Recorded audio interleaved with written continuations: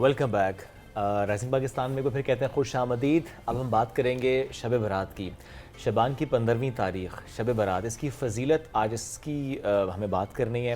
ہمیں جوائن کر چکے ہیں اسکالر ہیں اور ان سے ہم اس پر بات بھی کریں گے کہ کس طرح سے اس کی فضیلت ہے اور کتنی جب ہم اس کی عمل کی بات کرتے ہیں۔ ڈاکٹر آفتاب احمد نے ہمیں جوائن کیا۔ ڈاکٹر صاحب بہت شکریہ آپ کے وقت کا۔ Thank you. ڈاکٹر صاحب شب برات ہم آغاز اس سے کرتے ہیں، فضیلت اور عمل دو الگ الگ باتیں ہیں، تو فضیلت سے آغاز کرتے ہیں۔ کتنی فضیلت ہے قرآن و حدیث کی روشنی میں؟ بسم اللہ الرحمن الرحیم۔ ماہ شعبان کی 15ویں شب جو ہے، اس کی فضیلت کے حوالے سے میں حضرت علی بن ابی طالب رضی اللہ تعالیٰ عنہ کی ایک روایت سے آغاز کروں گا، جسے سنن ابن ماجہ میں امام ابن ماجہ نے بیان کیا ہے۔ وہ کہتے ہیں کہ رسول پاک صلی اللہ علیہ وآلہ وسلم نے فرمایا کہ جب ماہ شعبان کی 15ویں رات آ جاتی ہے اور غروب آفتاب یعنی جب سورج غروب ہو جاتا ہے، اس سے لے کے صبح کی اذان تک اللہ رب العزت آسمان دنیا پہ آ جاتا ہے، تو فرمایا کہ اس رات کو فقوموا لیلہا وصوموا نہارہا، کہ جب یہ رات آ جائے تو رات کو قیام کیا کرو اور 15ویں شعبان کو روزہ رکھو، کیونکہ اللہ تعالیٰ آسمان دنیا پہ آ جاتا ہے اور کہتا ہے کوئی مغفرت مانگنے والا کہ میں اس کی بخشش کر دوں، ہے کوئی مجھ سے رزق مانگنے والا کہ میں اسے رزق عطا کر دوں، ہے کوئی کسی مصیبت میں مبتلا، کسی آزمائش میں مبتلا کہ میں اس سے نجات دے دوں۔ پھر اللہ پاک بار بار کہتا رہتا ہے کوئی ایسا، ہے کوئی ایسا، تو صبح کی اذان تک اللہ رب العزت کی طرف سے صدا آتی رہتی ہے۔ تو ایک تو اس رات کی فضیلت یہ ہے کہ انسان کو اٹھ کر اللہ کی عبادت کرنی چاہیے اور 15ویں شعبان کو روزہ رکھنا چاہیے۔ بعض ذہنوں میں یہ سوال ہے کہ شاید 15 شعبان کی اس رات کی فضیلت نہیں۔ میں سمجھتا ہوں کہ یہ احادیث کا ایک بہت بڑا ذخیرہ ہے جسے محدثین نے بیان کیا ہے اس ماہ شعبان کی 15ویں رات کی فضیلت کو بیان کرنے کے حوالے سے۔ اس کے حوالے سے چند چیزیں میں بخاری و مسلم سے رکھتا ہوں۔ حضرت عائشہ صدیقہ فرماتی ہیں کہ حضور علیہ السلام کانا یصوم شعبان الا قلیلا، یہ مسلم کی روایت ہے۔ بخاری شریف میں بھی اس سے ملتے جلتے الفاظ ہیں کہ رسول پاک صلی اللہ علیہ وآلہ وسلم ماہ شعبان میں کثرت سے روزے رکھتے سوائے چند دنوں کے۔ پھر اسی طرح اسامہ ابن زید بیان کرتے ہیں کہ میں نے رسول پاک صلی اللہ علیہ وآلہ وسلم سے عرض کی، یا رسول اللہ صلی اللہ علیہ وآلہ وسلم، میں دیکھتا ہوں کہ آپ ماہ شعبان میں کثرت سے روزے رکھتے ہیں، اس کی کیا وجہ ہے؟ تو حضور علیہ السلام نے فرمایا، اسامہ بن زید، بات یہ ہے کہ اس ماہ میں اللہ رب العزت کے ہاں انسانوں کے اعمال اٹھائے جاتے ہیں، فَأُحِبُّ أَن يُرْفَعَ عَمَلِي وَأَنَا صَائِمٌ، میری یہ خواہش ہے کہ اللہ کے ہاں جب میرے اعمال پیش کیے جائیں تو میں روزے سے ہوں۔ پھر اسی طرح ایک اور روایت کو بیان کیا گیا ہے جسے حضرت ابو ہریرہ حضرت عائشہ صدیقہ رضی اللہ تعالیٰ عنہ سے بیان کرتے ہیں، اور یہ مسند ابو یعلا کی روایت ہے۔ وہ بیان کرتے ہیں کہ حضرت عائشہ صدیقہ رضی اللہ تعالیٰ عنہ بیان کرتی ہیں کہ رسول پاک صلی اللہ علیہ وآلہ وسلم ماہ شعبان میں روزے رکھتے، کثیر تعداد میں روزے رکھتے، تو میں نے عرض کی کہ یا رسول اللہ صلی اللہ علیہ وآلہ وسلم، کیا وجہ ہے کہ آپ کو ماہ شعبان روزے رکھنے کے حوالے سے بہت پسند ہے؟ تو حضور علیہ السلام نے فرمایا کہ عائشہ، بات یہ ہے کہ اس مہینے میں اللہ رب العزت خاص کر کے اس شب میں، خاص کر کے 15ویں جب شب آتی ہے، تو اللہ رب العزت لوگوں کی ایک سال، جنہوں نے اس سال زندہ رہنا ہوتا ہے اور جنہوں نے مرنا ہوتا ہے، جنہوں نے دنیا سے رخصت ہونا ہے، ان کے نام لکھ دیے جاتے ہیں کہ یہ اگلے سال دنیا میں نہیں رہیں گے۔ تو میری یہ خواہش ہے کہ جب یہ بات فیصلہ ہو رہا ہو کہ میں نے دنیا سے رخصت ہونا ہے تو میں روزے سے ہوں۔ تو یہ اس کی فضیلت کے حوالے سے چند چیزیں ہیں اس رات کی فضیلت کے حوالے سے جن کو پیش نظر رکھنا چاہیے۔ اس کے علاوہ بیہقی میں بھی شعب الایمان میں فرمایا، حضرت عائشہ صدیقہ رضی اللہ تعالیٰ عنہ بیان کرتی ہیں کہ رسول پاک صلی اللہ علیہ وآلہ وسلم نے فرمایا کہ یہ جو شب ہے 15ویں شعبان کی،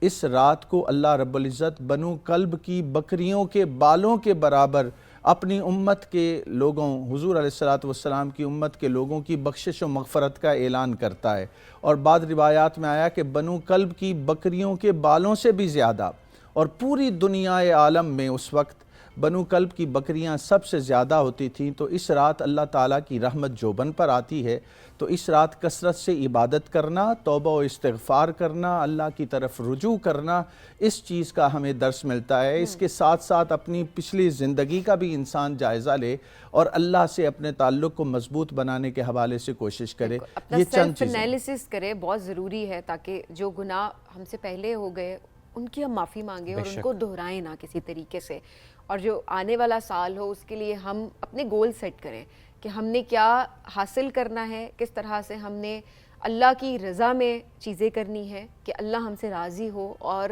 ہم لوگوں کے لیے بہت اچھا کر رہے ہوں۔ سر، کیا اس رات میں بھی کچھ ایسے لوگ ہیں جن کی مغفرت نہیں ہوگی؟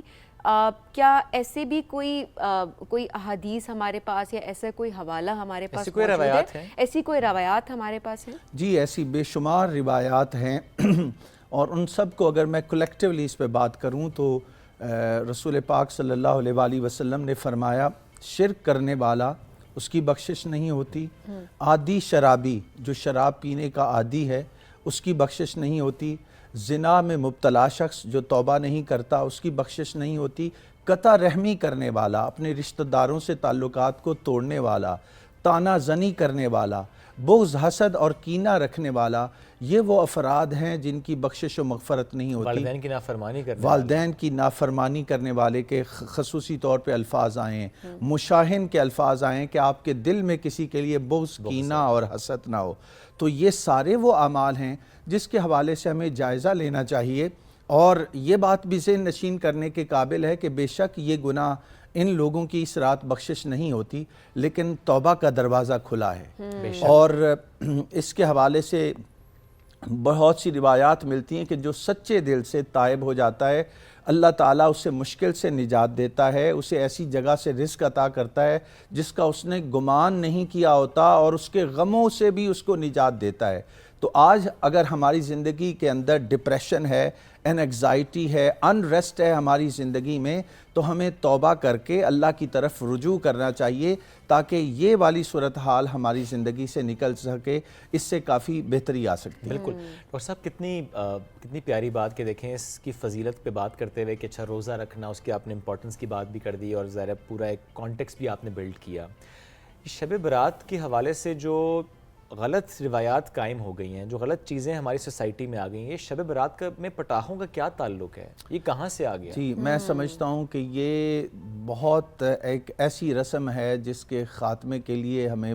سب کو کلیکٹیولی کوشش کرنی چاہیے۔ پٹاخے بجانا یا اس رات ایسی ایکٹیویٹیز میں انوالو ہونا جس سے اللہ کو بھی ہم ناراض کرتے ہیں، اور دیکھیے کہ آپ ہیومن رائٹس کو وائلیٹ کرتے ہیں۔ جب آپ پٹاخے چلاتے ہیں تو کوئی مریض ہوگا، کوئی سٹڈی کر رہا ہوگا، کوئی کسی حال میں ہوگا، تو ان چیزوں سے ہمیں ایک تو والدین کی ذمہ داری بنتی ہے کہ وہ بچوں کو ایجوکیٹ کریں کہ بیٹا اس رات آپ نے پٹاخے نہیں بجانے، شور و غوغا نہیں کرنا، بلکہ آپ نے اپنے آپ کو تیار کرنا ہے، اللہ کی بارگاہ میں پیش ہونا ہے۔ اور پھر میں سمجھتا ہوں کہ اس رات یہ روایت بھی میں آپ کے سامنے رکھنا چاہتا ہوں، حضرت عائشہ صدیقہ رضی اللہ تعالیٰ عنہ بیان کرتی ہیں کہ وہ رات رسول پاک صلی اللہ علیہ وآلہ وسلم میرے ہاں قیام کر رہے تھے کہ میں رات کو آدھے رات کو دیکھتی ہوں کہ آپ گھر پہ نہیں ہیں، تو تقاضۂ بشری کے تحت میں نکلی کہ پتہ نہیں حضور علیہ السلام اپنی کسی اور زوجہ مطہرہ کے پاس تو نہیں چلے گئے۔ تو کہتی ہیں تلاش کرتے کرتے میں جنت البقیع میں گئی،